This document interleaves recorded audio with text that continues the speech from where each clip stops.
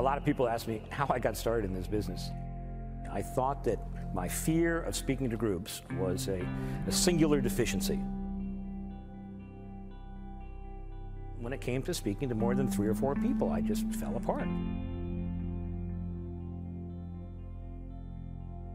When I was 30 years old, I had a whole change of life. I realized that the one way to tackle your fears was to just jump in head first.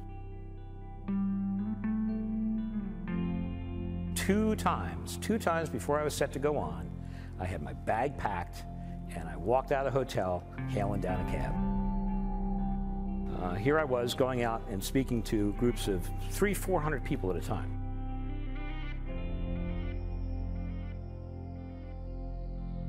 All I remember is the rivulets of sweat just pouring down my face. The 3rd day I said something came to me, it was sarcastic, and a bunch of people laughed. This isn't so bad. And by the end of the week, I was totally hooked.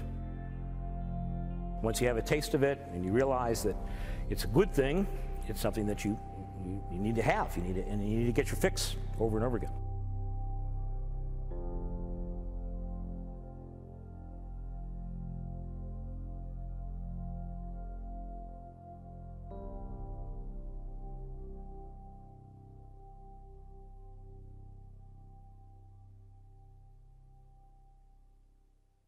Without any further delay, Doug Jeffries.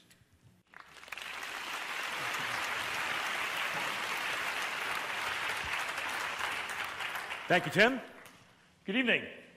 My name is Doug Jeffries, and I want to welcome you all to this 90-minute program on enhancing your presentation skills that we call Nail It. And I also want to warn you that after today, you're never going to be able to look at another presenter or be able to sit through another presentation in quite the same way.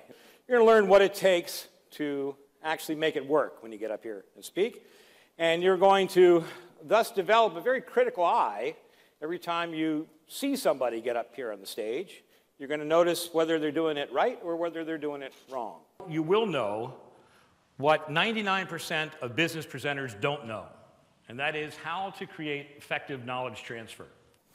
And that's a good thing, because going forward, when you have to get up and give presentations, this sensitivity will be something that will be in the back of your mind all the time. You'll be asking yourself, am I doing it according to the rules or not? And with that sensitivity, you will be thinking about every time you get up here and do it. And the great thing about presentation skills is once you know what to do, once you know how to do it correctly, every single time you have the opportunity to get up and speak, you get a little bit better. The net effect is going to be that you're going to have audiences following you as they never have before.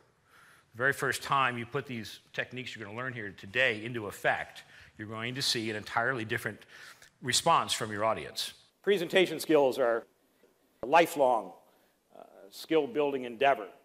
And the more opportunities you have to speak, if you start out the right way, the more opportunities you have to get a little bit better. We're going to show you here tonight that most of the behaviors that people engage in when they get up in front of the room tend to be counterproductive both for them as a presenter and counterproductive for the audience. Most of the way that people do speak come from behaviors that we've been practicing since a very early age. We say that 99% of all presenters engage in the same behaviors. And the reality is those are behaviors that we were taught. Most of us taught from a young age. And our reaction to those behaviors, our negative reactions, have been building up and building up. And it's because we've engaged in certain actions. Again, the great thing about this program is we don't ask people to change their belief systems. We don't say, well, when you get up there, you got to feel this way. We tell you it's simple. Do this, your body and the audience will respond like this.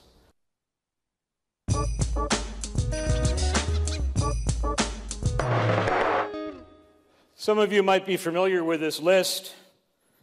This actually comes from the Book of Lists, 1977. But when humans are asked what's the thing they're most afraid of?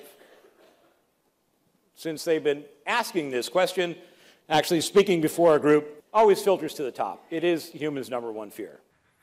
Interesting thing with this list here, you look at speaking to a group at 41% and down here death at 19%. Seinfeld famously said of this list, it suggested at a funeral, the person giving the eulogy would rather be in the box.